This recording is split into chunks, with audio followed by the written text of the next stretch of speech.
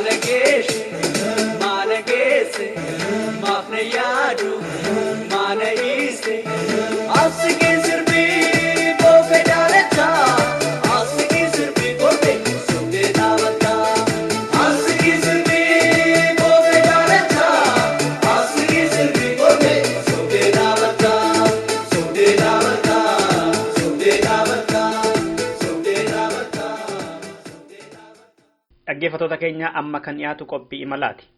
Itoophiyaan waggaa 9ffaaf wuxatta darbe guyyaa alaabaa kabajjeetti. Garuu immoo alaabaan Itoophiyaa kun eessaa dhufe yookaan immoo bara kamirraa qabdeetu kan isheen alaabaa qabaatte? Dhuguma akkuma jedhamu bara 3000 fixeera. Alaabaan Itoophiyaa amma jiru kun amantiitti hidhata qaba moo hidhatan qabu? Halluun alaabaa Itoophiyaa magariisa, keelloo, diimaa kun yoom dhufe yookaan immoo duraan ture moo hin turre?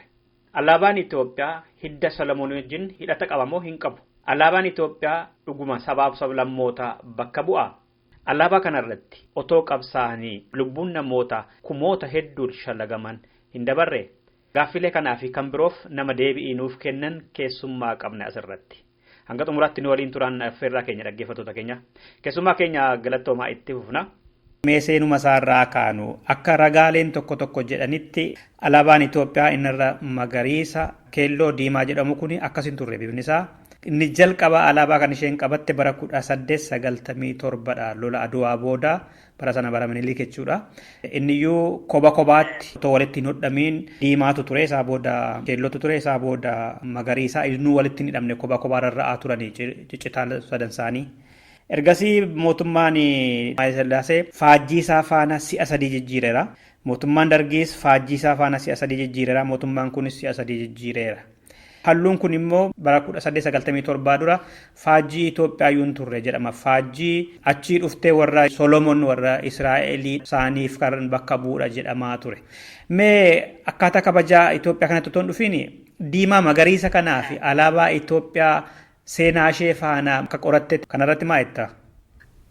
Argitee amma waa'ee alaabaa kana keessumaa kan Itoophiyaa kana ilaalla yoo ta'e akkuma ati kaasuu yaadde kan isaan yaadan keessumaa mootummaan kunis haa ta'u namoonni turan alaabaan Itoophiyaa kan inni dhufe yookaan kan inni wal qabatu Aksumite Pireedii wajjinidha jedhanii kaasu. Bara jaarraa mootummaa Aksumii warra Tigraay jechuudha. Eeyyen hundeen alaabaa Itoophiyaa Aksumite Kingdomidha jedhanii amanu. Isuma ammaa kana yoo maragaa kana yoo ilaalte kanaa wajjin wal qabata akka Aksumite Pireedii bara sanarraa kaasee jira miti yeroo ammaa Kaaleeffaa bara jaarraa 7ffaa keessa gaanfa Afrikaa kana ce'ee hanga Saawud Arabiyaa fa'aa bulchuu ga'eetti jedhamee seenaan haasa'amu jiru. Yommuu sanaa kaaseetti akka alaabaan Itoophiyaa kun kan inni jalqabee halluun kana eenyu jedhama? Kana eenyu jedha? Common sense akka kanaatti yaadama yeroo baay'ee. Itoophiyaa keessatti moo addunyaa irratti? Itoophiyaa tokkositti yaada. Garuu ragaan jiru immoo bara lola Aduwaa boodadha. Halluun saayyuu samma kana jiru miti garuu tartiibaan bakka sadiitti kan ciccite huccuu 3 diimaa, keelloo fi magariisa bara sana jalqabee jedha ragaan barreeffamaan jiru immoo. Isaan jedhanii wal fakkaata akka akkasiin qorattanitti. Agartee gaabbiin jira qaawwee jira amma yeroo baay'ee alaabaa kana Solomonic Dynasty wajjin wal qabsiisu. Maansaa. Solomonic Dynasty immoo bara kam jalqabee jennee yoo yaadne yoo ta'e ilaali tureera. Amma Solomonic Dynasty kan inni jalqabee yeroo mootittii Saabaa as kan inni jalqabe miti. Kanaafi bara mootittiin Saabaa Israa'eliin deemtee daawwattee asitti presumptioniin jiru maalidha? Solomonic Dynasty amma kanaatti otoo hin dhaabbatiin dura Aksumite Pireediin ture. Continuation Aksumite Pireediitu gara Solomonic Dynastytti fide jedhanii kan amanan jiru. Amma gaanni kun yoo perspektiivii warra Noorzeern yoo ta'e iyyuu garuu akka daataatti si fayyada. Agartee yeroo wanta kana qorachuuf kaatu jechuudha. Kanaaf Aksumite Pireediin beezii alaabaa Itoophiyaati fudhachuu danda'utu nurra jiraata. By the way kan inni mootummaan kun xiyyeeffannoo kan inni itti kenne Itoophiyaan miliineemii boodadha. Isa kana booda itti dhufna maaliif waggaa 8ffaa sareef kabajaa isa kana jennee gaafa laallu revisionist narrative yookaan immoo mootummaan amma biyya bulchaa jiru kun duubatti deebi'ee gaafa wantoota xiinxalu alaabaan kun hundeensaa Solomonic Dynasty caalaa iyyuu Aksumite Pireedii akka ta'e bu'uurri isaa Tigraay keessa akka ta'etti yaadanii booda akkas taanaan seenaan kun nu laallata.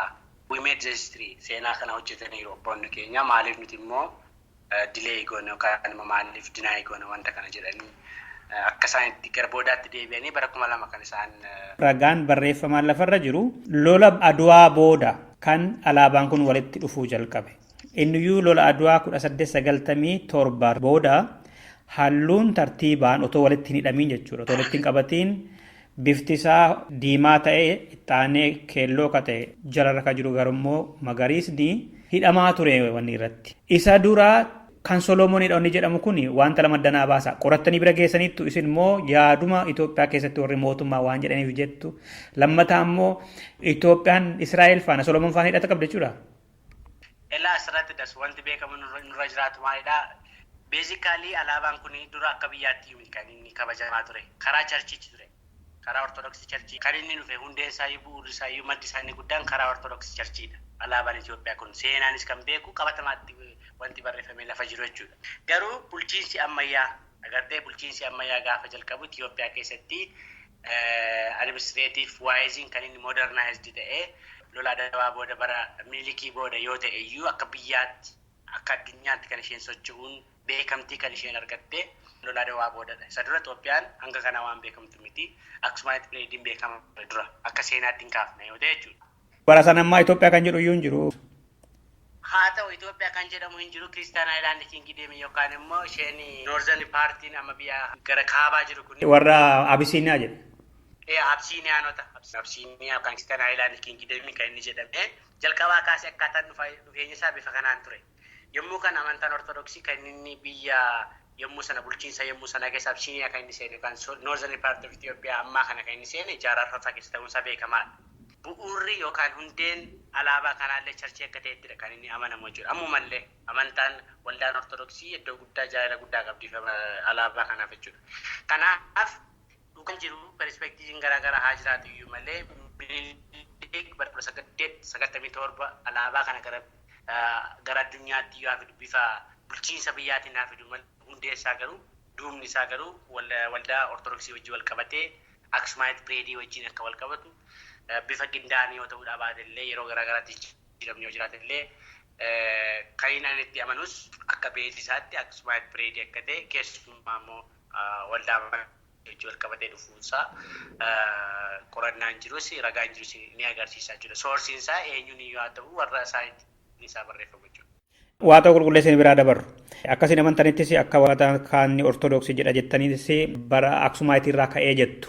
1897 dura garuu halluun diimaa keelloof magariisni alaabaa Habashaas yookaan biyya Abisiiniyaas akka hin turredha. Garuu mallattoo warra Solomoniitii jedhu. Kana jechuun Itoophiyaan qaama Solomonii waan taatee fudhattee jechuun danda'ama. Yoo akkas ta'e Itoophiyaa hundumatu qaama warra Solomoniiti moo akkam jenna? Itoophiyaan har'aamoo? Egaa inni kun Itoophiyaan kun eenyu haalli jiru fakkeenyaaf amma alaabaas haa ta'u naashinaal simboliin garaagaraa jiru kun Itoophiyaa bakka bu'amoo egaa hiika Itoophiyaa irratti walii galuu danda'u jiraata. Itoophiyaan eenyutu Itoophiyaa keessa jiraata wantoonni mul'ataa jiran kun akka biyyaatti Itoophiyaa yoo bakka bu'an biyyi immoo lafa isaa duwwaa miti nama isaati waan ta'eef eenyutu Itoophiyaadha isa jedhutti si geessaa jechuudha. Kanaaf deemee wantichi maalidhaa? Konnoteeshinii isaa gaafa laaltu jechuudha. Fakkeenyaaf yeroo garaagaraatti amma akkuma jette jijjiiramni garaagaraa jira. Hiikaan garuu fakkeenyaaf halluu diimaa jechuun Solomonik Diyaanistii isaa Haayile Sillaasee haa ta'u pireezentaashiniin jiru maalidhaa? Waaqatu muude kan jedhu waaqni aangoo ishii kennaa waaqatti ishii muude uummata kan akka bulchuuti. Sorsiin paawarii keenyaa waaqarraati kan jedhudha. Halluun diimaa. Halluun magariisni biyya lallistuu. Halluun keelloon immoo qabeenya qabna misoomuu dandeenya kan jedhudha. Hubannoon jiru ammumayyuu jechuudha. Kanaaf yoo akkaataa dhufaatii isaa ilaallee Solomonik Diyaanistii wajjin wal qabata taanaan dhuguma harka 100 keessaa harki 60 ol harki 80 olii karaa wajjin waliin qabatu jechuudha. Waa'ee ripirezenteeshinii wajjin wal qabata naashinaal simboliin jiru kun fakkeenyaaf Oromoo wajjin wal qabataa, Sidaamaa wajjin wal qabataa, Sumaalee wajjin wal qabataa yoo jette bifa kanaan hin qabatu.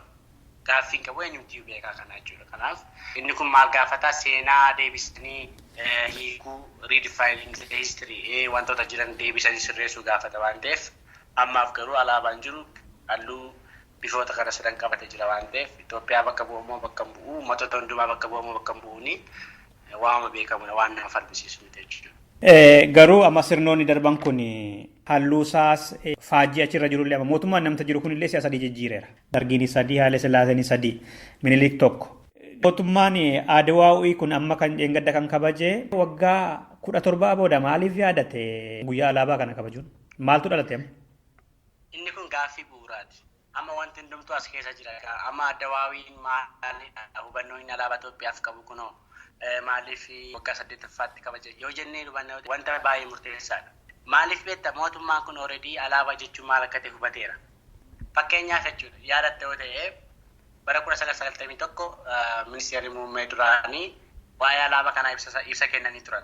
Maal jedhanii ibsa kennanii alaabaan just it is a piece of cloth hiika addaan qabu uffatuma citaa ta'e tokko amma kana wanta iddootti laanne amma kanaan rakkisu miti jedhanii bifattiin undermine godhaniitiin ture kan isaan haasaa maaliif ture yommuu sanaa beektee yoo ta'e pre-1991 political history biyya kanaa naftanyummaa wajji wal qabata warra amaaraa kanaa wajji wal qabata waan ta'eef alaabaa kana laphee isaanirra garaa isaanirra kan jaallatan warra amaaraa waan ta'eef isa sana cabsuuf jedhee akka istiraateejii gatii alaabaa Itoophiyaa gadi bu'ee ture bara 1991 akkuma dhufaniin jechuudha. Iyyaarratti yoo ta'e yommuu sana alaabaan naannolee fi alaabaan federaalaa wal qixa ture kan inni fannifamu ture.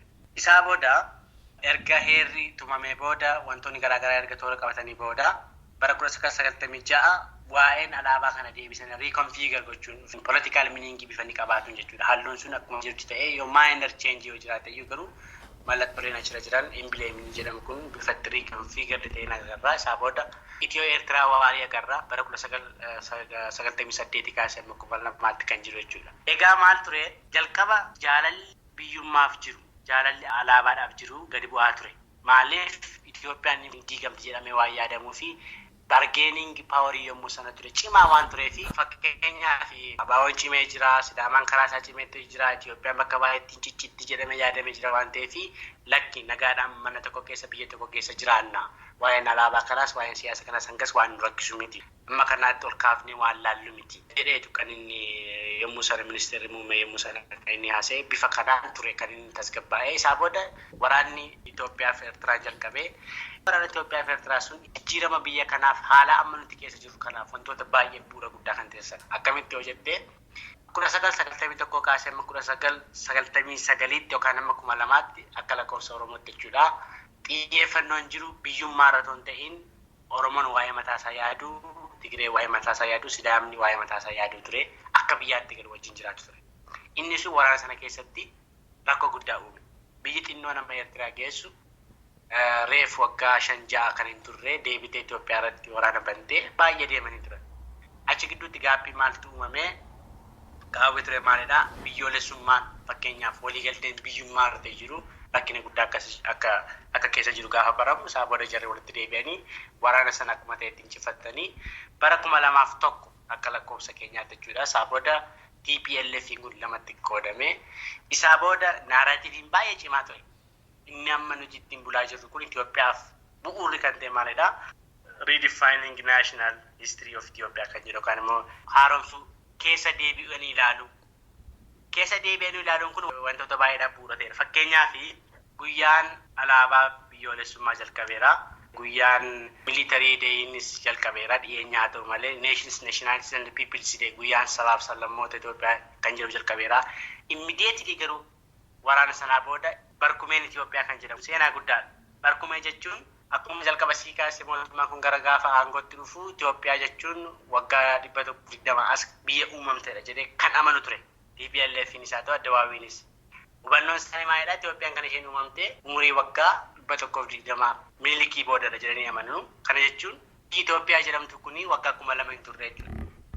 Garuu gaafa duubatti deebiin erga tasgabbaa'anii akka isaan hin baafne gaafa baran Amaaraa wajjin wal dhabaa dhufuu isaanii gaafa baran seenaa kana ofii isaanii keessa deebi'uu gaafa barbaadanii barkumee Itoophiyaa miliineem kan jedhu bara 2000. Mee asirratti wanta sadii kaasa tokko duraanii alaabaan kun huccuudha jedhanii dubbataa turanii lammataa sabaaf sablammoonnis bara 1992 keessa waggaa baa'umfaa biyya keessa turanii waa'ee Itoophiyaa akka biyyatti ilaaluurra akka dhuunfaatti akka hundumtu keessa isaanii eenyudha akka jedhu ilaaluu jalqabanii kanaaf lolli baadimmee dhalatee isarratti immoo gaaffii keessa gashee waan akkasii kana alaabaa kana kabajuuf isatu kaase jettu.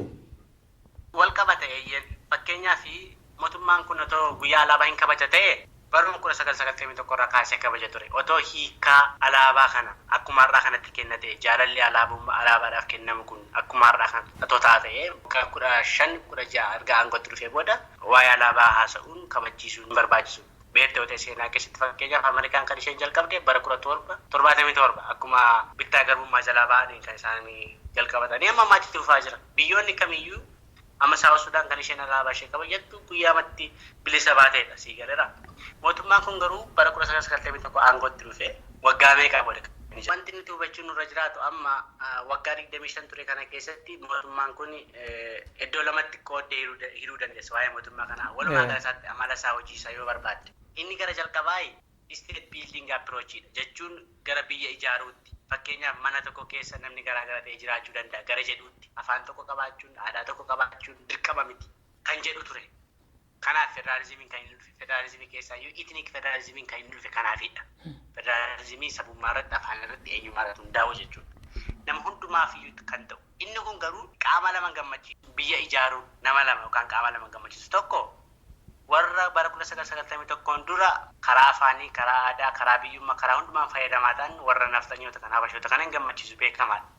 Lammaffaan namoota arbaan poolitiksii yookaan immoo siyaasa magaalaa namoota hordofanii gammachiisu. Kanaaf maal godha mootummaan gaafa duubatti deebi'ee ilaalu kaayyoon isaan qabatanii dhufan isaan rakkise akka siyaasaattis yoo ilaalta yoo ta'e 2005 guutummaa magaalaa keessatti kan inni mo'ame mootummaan kun kan inni baay'ee chaalenjii ta'e maaliif yoo ta'e inni kun siyaasni jiru deemsi jiru amma gara duubaatti deebi'aa jira mootummaan kana bareeda gara duubaatti deebi'aa jira kanaaf mootummaan kun garamitti deemaa jira jennee yoo xiinxalle mootummaan kun amma feeziin lammaffaa kun gara biyyoolessummaatti gara nation buildingitti gara saba ijaaruutti biyya tokko ijaaruu wajjin wal qabatee waa'ee naannoo yaadurra waa'ee waan akkasii yaadurra amma akka Itoophiyaatti yaadu alaabaa Itoophiyaa guyyaa humna waraanaa akkasii wantoota naashinaal ishuu ta'an wantoota biyyoolessummaa ta'an kan xiyyeeffachaa jira. Mootummaan amma waggaa kabajuu namootallee karaa sabaa himaa isaanii waggaa dubbisan karaa qondaalonni kan akka Abbaa Duulaa fa'aa waggaa haasa'anii alaabaan kun alaabaa jalqabaaf mirga sabaaf sablammootaa eegdedha jedhu. Hiikni isaan itti kennanis halluu fi faajjii achirra jirus ammaa kana waan akka addaa ta'etti haasa'u. Bara Minilikis faajjii turetti hiikni kennamaa ture. Bara Haayile Sillaasees hiikni kennamaa ture. Bara Dargiis hiikni kennamaa ture. Garuu sirnoonni kun waggaa kufan hundinuu alaabaan sun itti hin fufne. Tokko waggaa isa tokkoon qawweedhaan ari'u hiika alaabaaf qabus akka biraatti itti hiikeetu alaabaa sana hiikee faajjii irra kaa'us hin jijjiira. Mootummaan kun si'a sadii jijjiireera akkuma siin jedhe. Dargiinis si'a sadii jijjiireera. Haayile Sillaaseen illee akkasuma.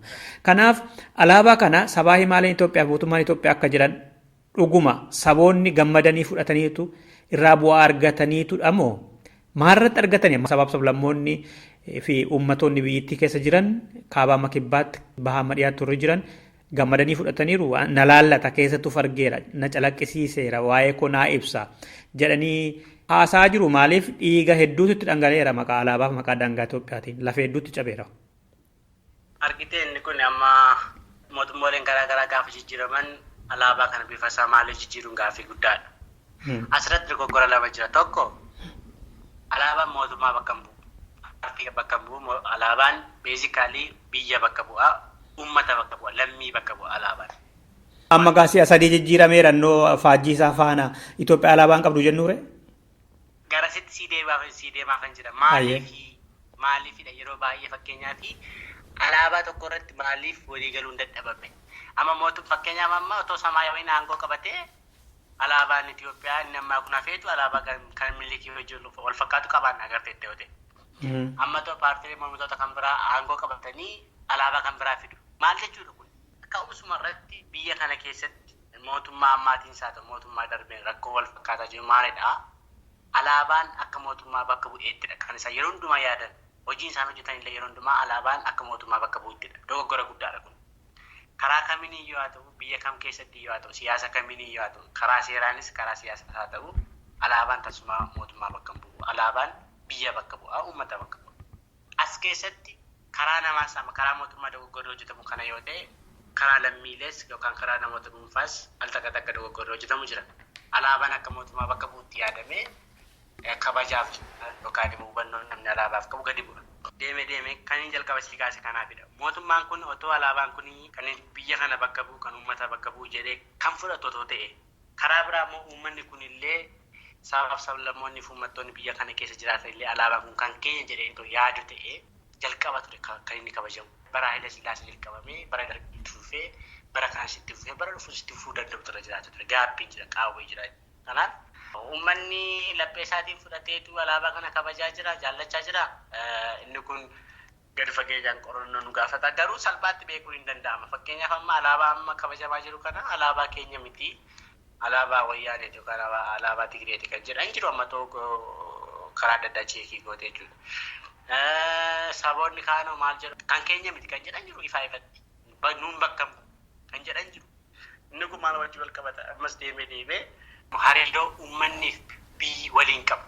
Biyyi jira uummanni jira. Biyyi qaama isaatii lafa isaatii uummanni immoo lafa sana keessa kan jiraatu biyya sana keessa kan jiraatu jechuudha. Hariiroon uummataaf hariiroon biyya gidduu jiru gaarii taanaan alaabaan biyya bakka bu'a waan ta'eef alaabaan uummata bakka bu'a waan ta'eef mootummaan kamiyyuu haa dhufu kamiyyuu aangorraa bu'u alaabaan hin jaallatama hin kabajama kabajaa kootaa jaalladhaa jedhanii amma kanaaf farsuun waan barbaachisu dhugaadha. Karaa isaaniirraa fudhatanii manni jaallataa jira kabajaa jira ni jedhamu kuni qorannoo mataa isaa ilaala garuu. Waggaa darbeeffaa alaabaan Itoophiyaa biyyuma keessatti waggaa gubatu mul'ataa ture biyya alaatti illee gubataa jira. Alaabaa mootummaa ammaas wayita fudhataa hin jirre kun alaabaa mootummaa Ihaadegiitii waggaa jedhamu ni mul'ata. Maaliif sabaa himaaleenis mootummaan kunis alaabaan kun akka isaaniitti ta'etti dubbataa jiru. Akkamittiin Adawaawiin waggaa dargii kuffisee booda mirgoota amma argamame jedhan irratti walitti hidhaniitu dhiyeessudha alaabaa kana. Kan dargii waggaa xureessan kan dargii kuffise immoo isaan waan ta'aniif kanaaf alaabaan keenya akka tokkotti kan keenyadhaan nuti fidee jechuudha. Kanaaf akka Itoophiyaa miti kan Ihaadegiitii waggaa jedhan yakkan ta'u maaliif isaan mootu labsaa jira jechuudha.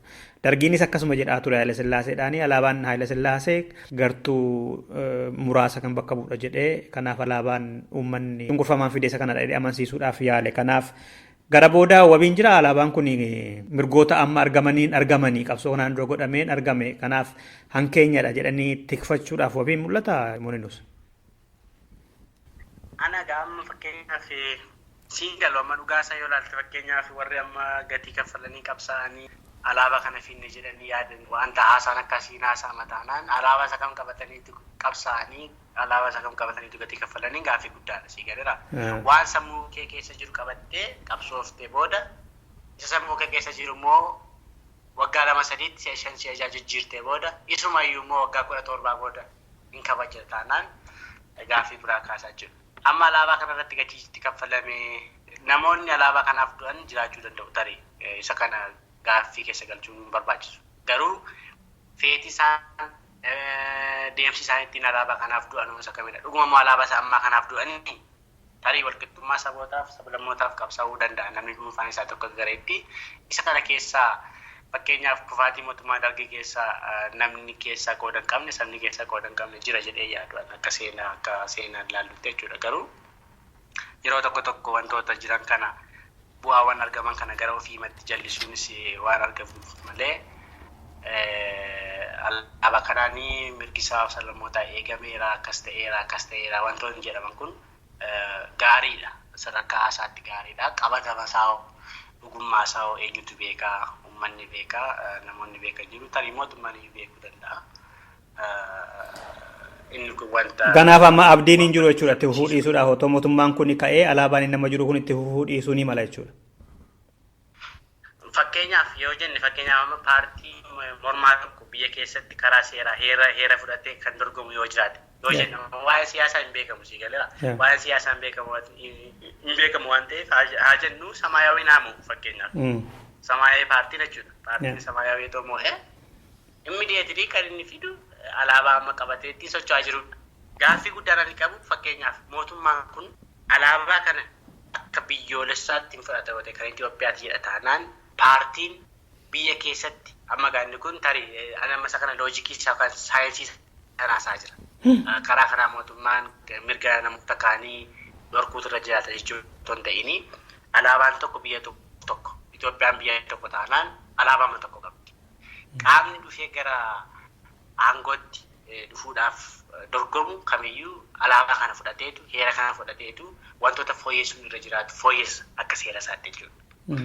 Akkasumatti garuu amma Samaayawiin aangootti dhufna 100% alaabaa mataa isaatti qabatee kan dhufu. Namoonni isa kana hin fudhatu moo hin fudhatanii hin gaafne. Naagala. Kanaaf amma alaabaan kun ani inni aangoorra turu hanga mootummaan kun jiruttidha yoo jenne dhuguma gaaffii hin qabu alaabaa kanaaf warri wareegaman jiru jetteetta.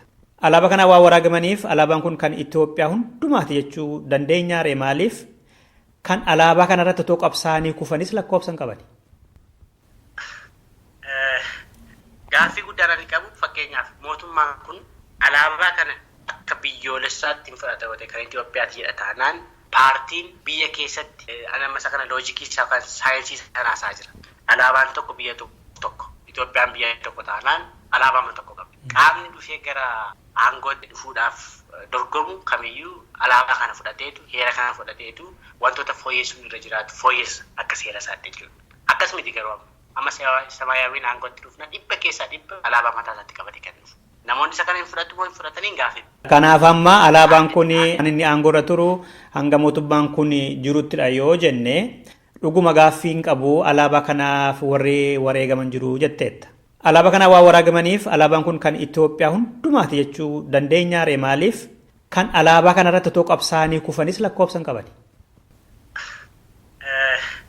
Namoonni alaabaa kanaaf du'an jiru jennee yaadna yoo ta'e inni kun dhugummaan isaa jira taanaan garuu faallaan isaa yookaan immoo dudduubeensaa isa kaaniif hojjete jechuun xiqqoo ishee rakkisa. Maaliif wanta ati jaallattu ani immoo jaallachuu dhiisuu hin danda'a. Ati isa jaallattuuf yoo duute ani immoo isatti jaallattu kanaafi du'uu dhiisuu miti gatii kaffaluun nama baachisuu danda'a. Amma gartee laa atis gatii kaffali anis gatii nan kaffala yookaan immoo atis hin kaffaliin anis hin kaffaluun akka biyyoolessaa galuu alaabaan tokko irratti walii galuu barbaada. Oromoon jira, Amaarri jira, Oromoon jira, Sumaalii sabni hundumtuu jira. Sabni tokko saba kamiyyuu hin caalu. Karaa biyyoolessummaa yaada siyaasa keessatti haasofna ta'a. Keessumaa karaa seenaa wajjin wal qabatee, karaa gatii wajjin kaffaluu wajjin wal qabatee alaabaa isa kamtu nuuf ta'a. Alaabaa ammaa kana warri musliimaan fudhatu gaaffii guddaadha. Maaliif alaabaan Itoophiyaa kuni amantaa wajjin wal qabata jedhamee waan yaaduu fi akkaataa itti hiikni itti kenname warra musliimaa fakkeenyaaf fudhatama qabaachuu dhiisuu danda'a. Isaan hin fudhannu jedhu taanaan ati sirrii miti jechuu hin dandeessu si galeera mirga isaaniiti waan ta'eef. Kanaaf maaltu barbaachisa ture? Qaama hundumaa hirmaachisuudhaan mootummaan kun maal gochuu dura jiraata? Kanaan dura jechuudha keessumaa sammuu keessa walitti dhufee mariisisee alaabaa biyya kana bakka bu'uu danda'u. Kanaa booda mootummaa yoo jijjiirame iyyuu alaabaan jijjiiramuu dhufuu hin dandeenye. Otoo hojjetamee ta'e gaarii ture jedhee yaada malee kanaaf amma gatiin waan itti kaffalameef waanuma warri aangoorra jiran haasa'aniif. Afoolli Oromoo tokko jira. Na jaaladhuun jaalalan fiduu ka jedhu tokko. Wanta dubbatameef jaalata amma namni hin jaalanne taanaan yookaan lafarratti wanti gaariin yoo jiraate hin jaalatan. Wanti ta'e immoo maqaa alaabaa kanaan miidhaan yoo jiraate immoo namni hin jaalatu iyyuuti. Maaliif duulli kun akkas godhama? Isa kana hojii walii galee wanti dhugummaa isaarratti dhugummaa siyaasa isaarratti walii galuu danda'u dura jiraata. Amma biyyi kun kan kooti jedhee nan amana yoo ta'e si gadarra. Amma biyyi Itoophiyaa kun kan kooti biyya kooti jedhee nan amana nan fudhadha yoo ta'an alaabaan Itoophiyaan qabdu tokko waan ta'eef eenyuyyuu jaalladhu waan naan jedheef hin jaalladhu eenyuyyuu jibbi waan naan jedheef hin jibbu. Maaliif jalqaba sii kaaseera alaabaan biyya bakka bu'aa uummata yookaan lammiilee bakka bu'u siin jedheera. Kan si ajaa'ibu otoo mootummaan aangoorra jiru waan naaf hin taane yookaan waan saba koof hin taane otoo hojjetee iyyuu inni sirriin isaa maalidhaa mootummaa laalee uummanni yookaan immoo sabni alaabaa jibbuu qabu tuffachuu qabu ture sila. Biyya kana keessatti garuu dhugummaan jiru maalidhaa? Tokko alaabaan kun gaafa hojjetamu yookaan immoo gaafa hiikni itti kennamu nama hundumaa bakka bu'u moo bakka hin bu'u? Feeti nama hundumaa keessa jira moo hin jiru? Seenaan hoo maal jedhaa? Irratti walii galuu hin danda'amu moo hin danda'amu? Hin jedhamne. Isaaniyyuu jaalladha kan isaan jedhan namni akka hin jaallanne waan beekaniif inni kun gaaffii hin barbaachisu. Si galee miti. Fakkeenyaaf amma loojikii masarbaa tokko sii fidaan. Haadha kee jaallattaa jedhee namni otoo si gaafate isa si gaafateetu dogoggoree immoo haa fokkiftu haa bareeddu haa qabaattu waan barbaadde haa taatu jaalalli haadhaan gaafatamu. Yoo ta'e illee jaalala abbaatu gaafatama. Kanaaf alaabaa jaalladhu jechuun biyya kee jaalladhu of jaalladhu lammii kee jaalladhu hin jedhamtu. Tarii immoo moonennuus akkuma jette amma tarii ijaarsuma biyyittii irratti iyyuu gaaffii waan jiruuf ta'uu ni mala amma biyyittiin akka impaayiraatti gareen ilaalu jira gareen Oromoo dabalatee sabaaf sablammoota kibba impaayira sanaa warri jiran nuti qawweedhaan walitti nu qabanii qawweedhaan eegamaa jirraa jedhu warri kaabarraa immoo waggaa baay'ee waliin turreerraa wal fuuneerraa walitti heerumneerraa kanaaf alaabaa kana jalatti namni dhumeera kanaaf alaabaa kana biyya kana tiksuu qabnaa jedhu otoo akka biyyaatti ijaaruu fi waliin jiraachuu irratti waliigalteen jiraatiin tarii karaa alaabaa waliin galuu hin danda'ama jedhanii yaadanii yoo ta'e hin danda'ama akka biyya irratti iyyuu otoo waliigalteen jiraatiin alaabaa irratti waliigalteen uumama. Inni kun biyya kan jiraachisu jaalala alaabaa yookaan jibba alaabaa miti. Inni kun jala murame beekama. Amma yoo seenaa biyyoota garaagaraa yoo ilaalte biyyoonni abbaa irrummaatti amanan yeroo baay'ee wantoota akkasiif iddoo kennu. Fakkeenyaaf amma humna waraanaa, alaabaa, heera. Amma yeroo darbe bara darbes guyyaa amma 3/29 amma guyyaan sabaaf sablammootaa dhufaa jira. Gaafa sana kan uummata bira qabamu waa'een alaabaa irraanfatame waa'ee heeraati. Deemee maalidha mootummaan kuni hamma danda'e yaaliin inni gochaa jiru namoota keessatti hubannoo wal fakkaataa fidee biyya kana ijaaruu keessatti dhugumadha. Karaa kamiin haa ta'u miidiyaatiinis haa ta'u karaa kamiin heera wajjin wal qabsiisee piroojeektiiwwan garaagaraa wajjin wal qabsiisee misooma jechuu kooti alaabaa kanaa wajjin wal qabsiisee waan hundumaa wajjin wal qabsiisee otoo hamma danda'an otoo namni walii galee biyyi kun walii galtee isheen jiraatte barbaada. Akka isheen impaayera taate mootummaan kuniyyuu adda waa'een itti amana baay'isee adda waa'een Itoophiyaan impaayera ta'uu isheetti amana. Political programmii isaa yookaan immoo sagantaa siyaasaa isaa keessa jira. Konstituushinii keessa yoo jira fakkeenyaaf nuti sabaaf sablammoonni fi uummattoonni Itoophiyaa walitti dhufnee jedha. Kana jechuun maal jechuudha? Impaayera ta'uu isaa agarsiisa. Heerumtii gaafa ilaalamu jechuudha. Kanaaf alaabaa kanatti fayyadamee impaayerummaa biyya kanaa qusachuudhaa fi eeyyee kan kanaa walitti fayyadamuu danda'a. Humna waraanaatti fayyadamuu danda'a, misoomatti fayyadamuu danda'a, karaa garaagaraa fayyadamuu danda'a waan ta'eef inni kun akka kanaattis yaadamuu waan danda'amu jedhee yaada. Garuu inni kun furmaatan ta'a waan itti deemnee ilaalluudha jechuudha. Mooneen amma waa'ee alaabaa kana yoo xumurre maal jettan si hafee jira waa'ee kabajayyaa alaabaa kanarratti? Alaabaa kanaa wajjin wal qabate jechuun isuma sila kaasen keessa deebi'ee cimsuu barbaada. Maaliif akka lammii tokkotti alaabaan kan inni bakka bu'u biyya bakka bu'aa, uummata bakka bu'a. Saba, sablammootaa fi uummattoota Itoophiyaa bakka bu'a alaabaan. Isa ammaa jechaa jira miti. Kun tiyoorootikaalii saayinsii sanaa. Akka waliigalaatti. Alaabaan mootummaa miti kan inni. Akka waliigalaatti biyya kam keessatti alaabaan kan inni bakka bu'u biyya bakka bu'aa, lammiiwwan bakka bu'u. Kabajaaf jaalala guddaa qaba. Garuu dogoggorri jira. Mootummaan al takka alaabaan isa bakka bu'u yaadee akka barbaadetti hiikatti kennee akka namoonni alaabaa jibban gochuu danda'a. Haayila Sillaasee dargii fi mootummaa kanarraa kaafnee ilaaluu dandeenya. Saboonni tokkos namoonni dhuunfaas hojii mootummaa ilaalanii alaabaa jibbuu danda'u. Fakkeenyaaf alaabaa gubuun haa ta'u alaabaa sareetti fi sadii deemus sun akka yaada rimee saayinsii siyaasaatti yoo ilaalle sirrii akka hin taanetti fudhatama. Waliigalteen hin jiraanne amma ati uffata koo gabaadhaa bittee waliigaltee sana yoo hin qabaanne gochuu yakkin isaa maali durumayyuu akkuma ati jette ibsitu alaabaan kun bakka nun bu'u warri jedhanii fudhatan jiru warri bakka nu bu'u jedhanii immoo fudhatan jiru. Biyya sanarratti ijaara irratti akkuma waliigalteen hin jirre alaabaa sanarrattis waliigalteen erga hin jiraanne gubuu dhiisuun fi gubuun sammuu nama samanaa keessa jira waan ta'eef yakkaaf yakkummaansaa abbuma aangurra jirutu murteessa malee sammuu namaa keessatti walqixxee waan tallaalamneef. Inni dhugaadha. Ani walumaa gala isaatti karaa saayinsii sanaasaa jira malee inni dhugaadha. Fakkeenyaaf amma inni kun dhugummaa jalqaba seera bara. Alaabaa kanarratti namoonni walii galanii qaamoleen garaagaraa walii galanii alaabaa tokko duubaa qabna. Kanaaf paartilee mormitootaa dabalatee dhaabbilee mormitootaa dabalatee abbootii amantaa dabalatee saba hundumaa dabalatee har'aa kaafnee alaabaa tokko qabna. Inni kun immoo kana bakka bu'a kan jedhu erga qabaannee booda qaamni akkas godhu dhuguma yakkaan seeraan gaafatama. Amma kun akkas hin taanetti namoonni tarkaanfii adda addaa fudhachuu danda'u. Isa kana qeequu koo otoo hin ta'in garuu hubannoo wal fakkaataa hubachiisa wal fakkaataa barii namoonni na caalaa beekan jiru. Garuu alaabaan biyya malee uummata malee mootummaa bakka hin bu'u. Mootummaan garuu kan mootummaaf uummanni mootummaaf biyyi garaagarummaa qabu. Isa kanarratti yeroo keenya balleessuu hin barbaachisu. Al takka uummata jechuun mootummaa akka ta'etti. Al takka mootummaa jechuun biyya akka ta'etti yaadama waan ta'eef qaama kanatti fayyadamee yeroo baay'ee mootummaanis fedha mataa isaa galmaan ga'uu barbaada waan ta'eef isa kana hubachuu danda'uutu nurra jiraata kan jedhuudhaaf hin kaase.